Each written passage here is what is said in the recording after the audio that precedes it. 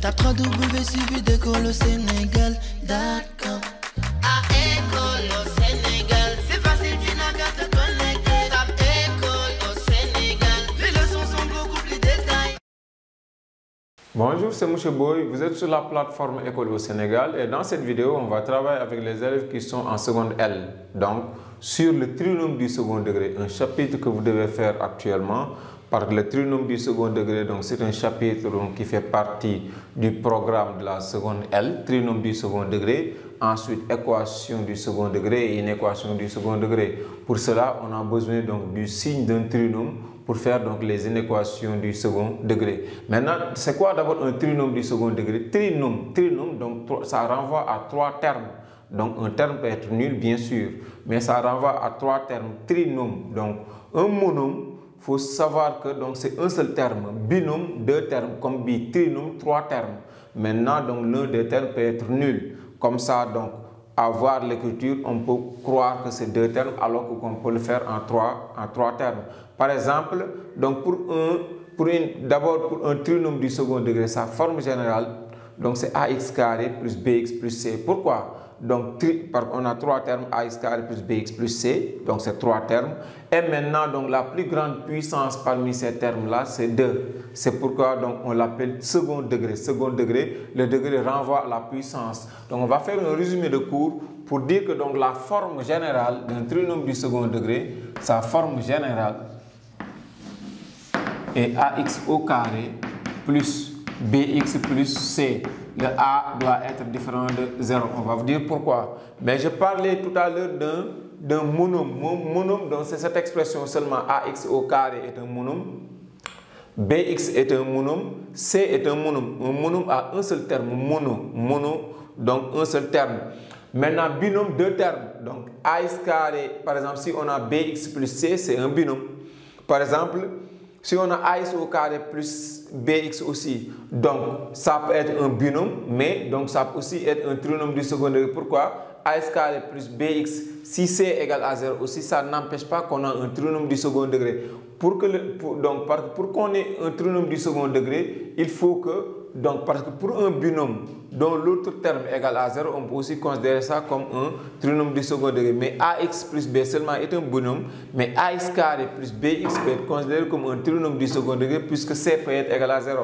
C'est seulement a qui peut être différent de 0, mais b peut être égal à 0 comme c peut être égal à 0. Donc exemple, si je donne 2x au carré moins 5x plus 4, ici a égale à combien? A, c'est toujours le réel qui est multiplié par x au carré, parce que a, b comme c sont des réels et a est différent de 0. Ici a égale à 2, c'est le réel qui est multiplié par x au carré. B c'est le réel qui est multiplié par x, il y a moins devant, donc ça donne moins 5. Et c c'est le réel constant 4. Donc a égale à 2, b égale à moins 5 et c égale à 4. C'est ça qu'on appelle un trinôme du second degré. Je donne un autre exemple. Si je donne moins 3x au carré plus 2x seulement. C'est aussi un trinôme du second degré, donc a égale à moins 3, b égale à 2 et c égale à 0. On n'interdit pas que c soit égal à 0. On peut regarder ça, considérer comme un trinôme, mais aussi donc parce que c'est deux termes. Mais il faut savoir que le troisième terme est égal à 0. Donc on peut aussi considérer comme un trinôme du second degré. Ici, si on donne 5x au carré moins 1 aussi. Donc on a deux termes qui apparaissent. Mais a peut être égal à 5, b égale à 0 parce que, donc b égale à 0 parce qu'il n'y a pas de x. Ça veut dire que le réel qui est multiplié par x égale à 0. On peut l'écrire aussi comme ça. 5x au carré plus 0x moins 1. Donc ça ne peut, donc ça peut être absent au niveau de l'écriture. On va savoir que b égale à 0.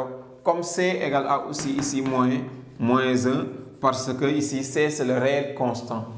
Donc ici on remarque que b égale à 0 comme c peut aussi être égal à 0. Mais a est toujours différent de 0. Pourquoi a est différent de 0 toujours? Parce que si on met a égale à 0, on aurait bx plus c. Donc on aura un binôme. Même on peut dire que plus 0, donc même si on a un trinôme, parce que si on a bx plus c plus 0, même si c'est trois termes, donc ce terme-là est l'élément neutre de l'addition, donc ça peut ne pas être écrit, mais donc si on a 3 termes ici, on va perdre le second degré, parce que la plus grande puissance égale à 2 dans un trinôme du second degré, il faut d'abord, donc il faut toujours avoir une puissance 2, un trinôme du second degré, le degré renvoie à la puissance. Donc il faut que A soit différent de 0 pour qu'on puisse parler d'un trinôme du second degré. Donc en réalité, c'est ça qu'on appelle la forme générale d'un trinôme du second degré. Je donne un autre exemple. Si je donne x au carré moins x racine de 2 plus 7 aussi, donc on peut identifier toujours la première chose à faire pour un élève de seconde L. Donc c'est d'identifier d'abord la valeur de A, c'est le réel qui est multiplié par x au carré, il n'y a rien ici, donc ça donne 1. Comme 1 c'est l'élément neutre de la multiplication. Et B égale à moins racine de 2 parce que c'est moins racine de 2 qui a été multiplié par x. X peut être devant comme derrière, mais si on met x racine, moins x racine de 2, le réel c'est moins racine de 2.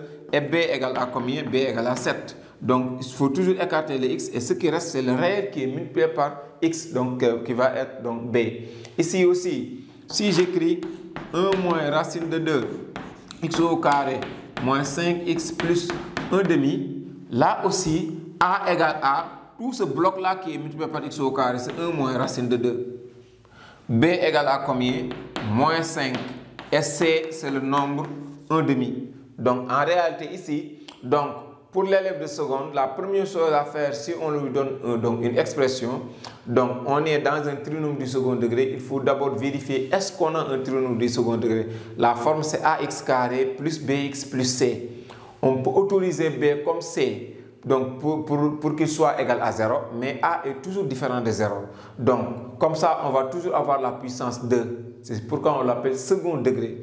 Maintenant, si on identifie A, on identifie B, on identifie C, donc c'est ça qu'on appelle la forme générale d'un trinôme du second degré. À partir de cette forme générale-là, on peut déterminer ce qu'on appelle la forme canonique d'un trinôme. Et pour faire la forme canonique, il faut toujours donc passer par la formule obligatoire du discriminant qu'on appelle delta, qui est égal à b au carré moins 4ac. Donc si on calcule la valeur de delta qui est égale à b au carré moins 4ac, on applique toujours la formule a facteur de x plus b sur 2a le tout au carré moins delta sur 4a au carré.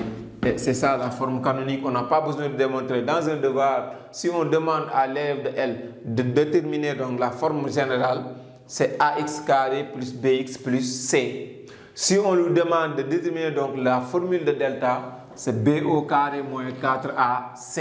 Si on lui demande de déterminer donc ici la forme canonique, c'est a crochet, entre parenthèses x plus b sur 2a le tout au carré moins delta sur 4a carré. Maintenant, donc, on va essayer de donner des exemples de trinômes du second degré où on vous demandera de déterminer donc la forme canonique de chacun de ces trinômes. Voilà, merci. Tape www.suividecolosénégal.com. À École